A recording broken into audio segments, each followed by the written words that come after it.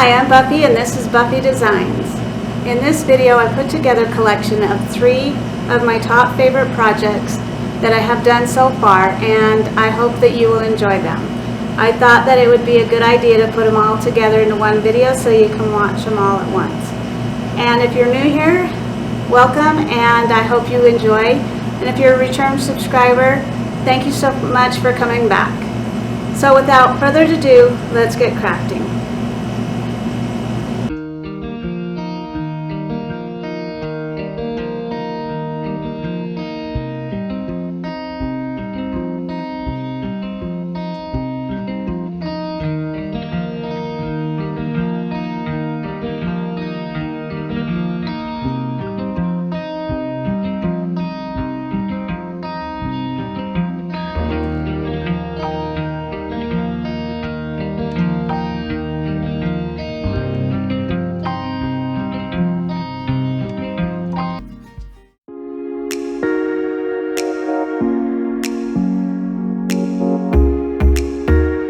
I'm so excited for you to see this next project. I picked up this bowl and pitcher at the thrift store, and I'm just taking it out to spray paint it with the white chalk paint from Rust-Oleum.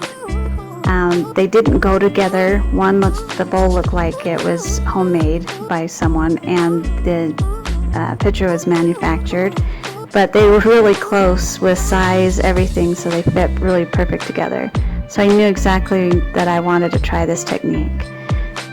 So I was very impatient and tried to cover everything in one coat, which I know I shouldn't, but I had to sand it down and redo it. So take your time. You want to do light coats, and I think this one took like 3 coats after it was all said and done. I put a plastic bag inside of the pitcher and put some painter's tape around to make sure that it didn't get inside.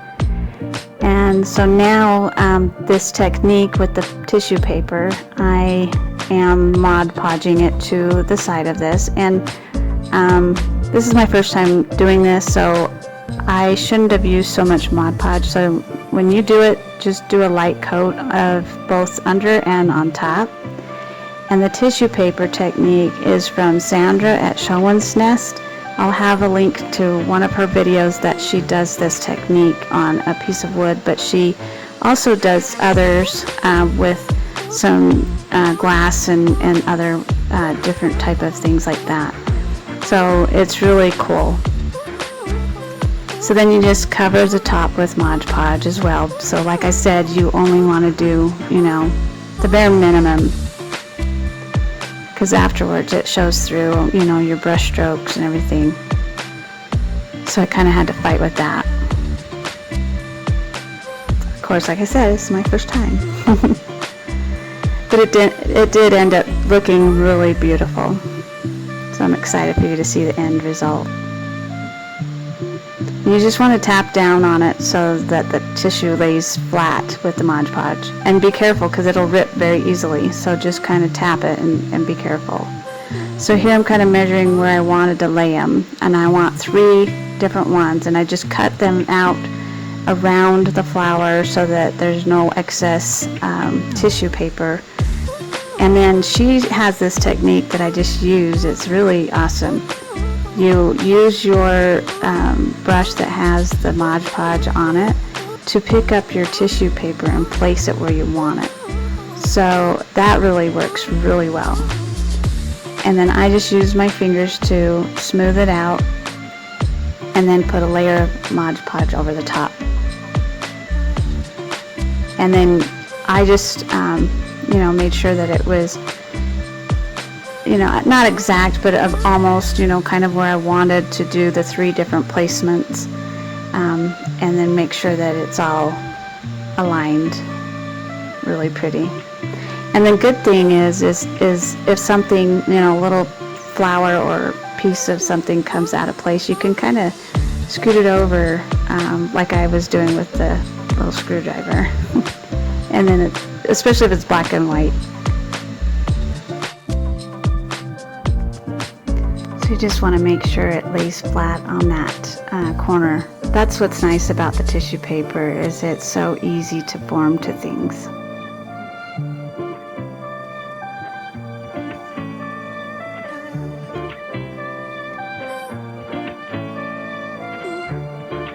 And that third one on there.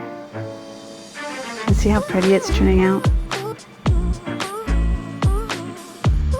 And I'll show you in just a minute how it all turns out. Oh, and after I finished doing all the Mod Podge and let it dry, I put some of this clear, matte clear on it, and it made it, you know, look nice.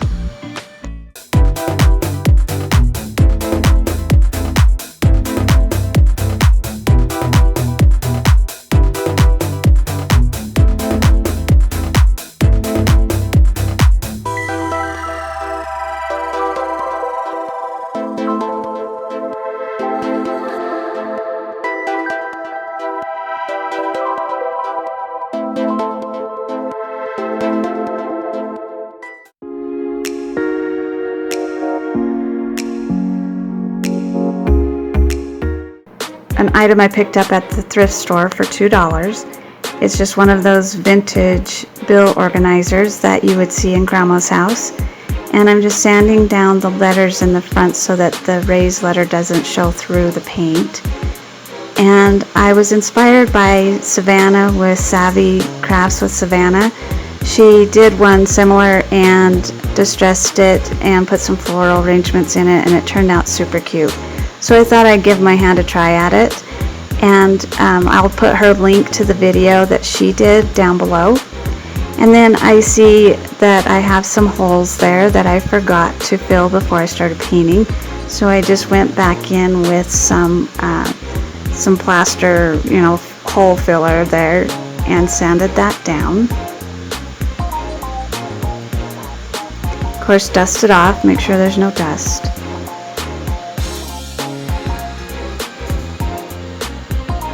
So I gave this a couple of coats, and this I'm just finishing up the back here.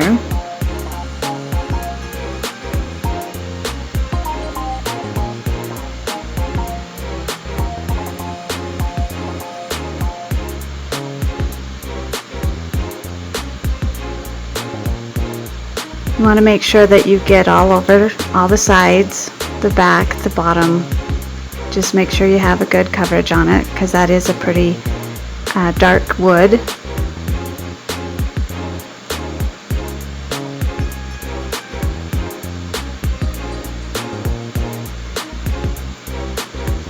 So now I'm doing the front, making sure I have that front covered really well because of those letters. I don't want that to show through at all.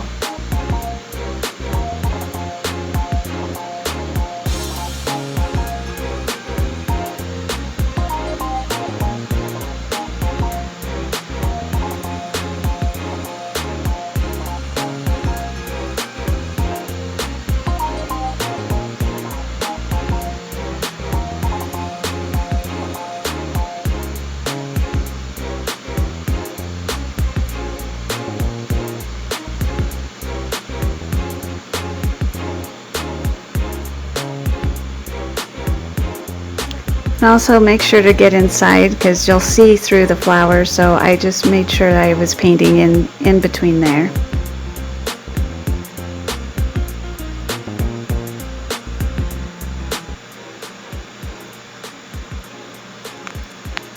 Oh, and if you haven't subscribed yet, make sure you do that.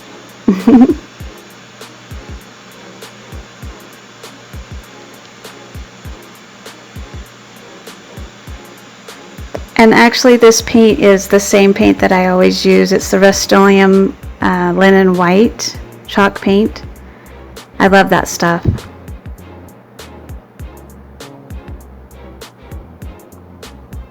Well, it seems like it's taken a while to paint this.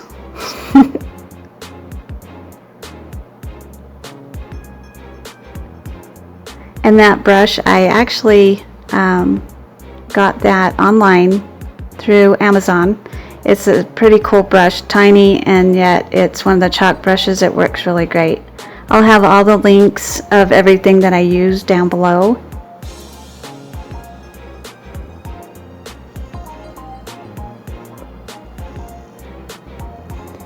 So after I got a couple of coats on that and let it dry, I sanded it, but I missed getting the video. I don't know what happened, but I missed that showing me sanding everywhere.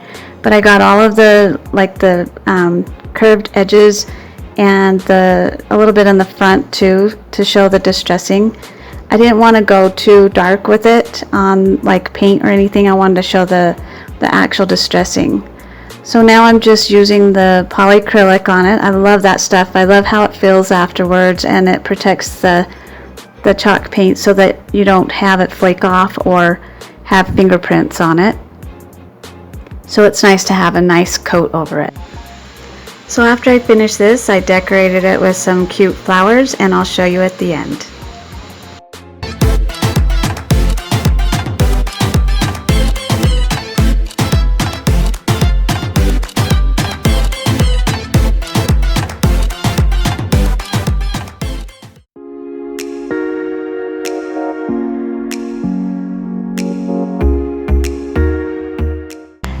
The next one is the sign that I'm doing with the cutting board. And I'm just sanding down the, I'm trying to get all of the shiny coating that they had on it.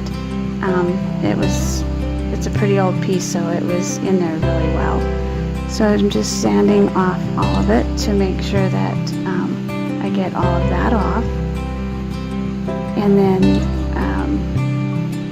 the edges too, you want them just, once you have the front and the back, you want to get all of the sides of it as well, because you want it to all match.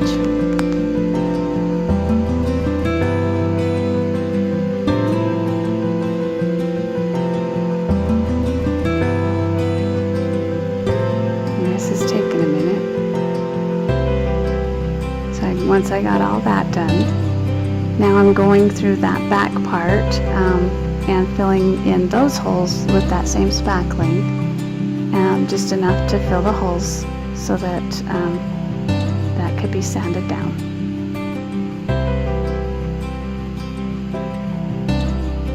So that I didn't get the part where I sanded those down, but I did, and now I am just staining it with some old stain that I had. I don't even remember where I got it from, but it was a really pretty color. It's a walnut, deep walnut, that I wanted a darker stain for this.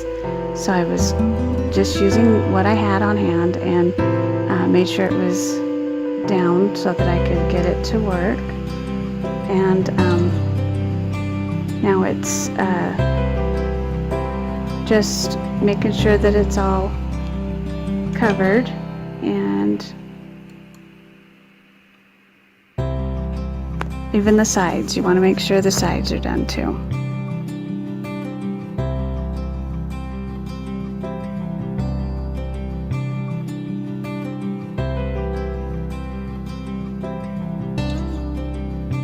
See how pretty that color is? So now that I have it all dried, you want to make sure to have it dry overnight, because that stain is really sticky. So now I'm getting the printout that I got online. I just printed out the size I wanted, and I'm measuring where I want it to be, and I'm just taping off the wood so that I can paint that white stripe on it with the white chalk paint. And I just measured to make sure that it's going to fit, you know, where I want on there. And just making sure again, I don't want to mess it up.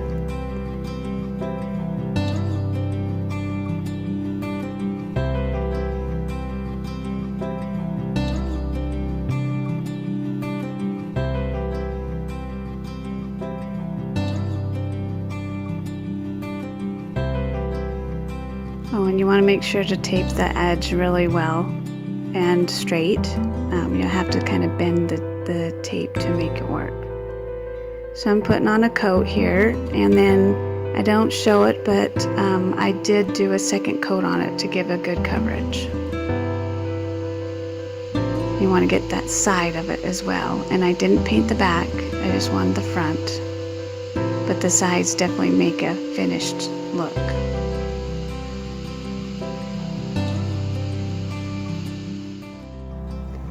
I just want to take a moment to thank you for watching my video, and if you are coming over from the Flippin Friday playlist, welcome, and I hope you enjoy. And if you like farmhouse, country, kind of rustic decor, you're in the right place. And I hope that you will subscribe and like my video. Thank you so much. So now that it's all dried, it takes not very long with the chalk paint to dry. So now I traced this, and I lost the footage, but you use some tracing paper and what is it called? It's the kind that you can copy stuff with. I can't even think. I'm going brain dead. So it's just carbon paper. There you go, carbon paper, and you put your design over the top and trace it with a pen or a pencil, and so that the print will go transfer to the white. And now I'm just using a black paint pen to go over that part that I had traced onto it, and then I'm going through and just filling in the parts that need to be a little thicker there, and just tracing it all through and making it look as nice as I can. And then I'll show the finished product here with the flowers and the bow. It turned out cute.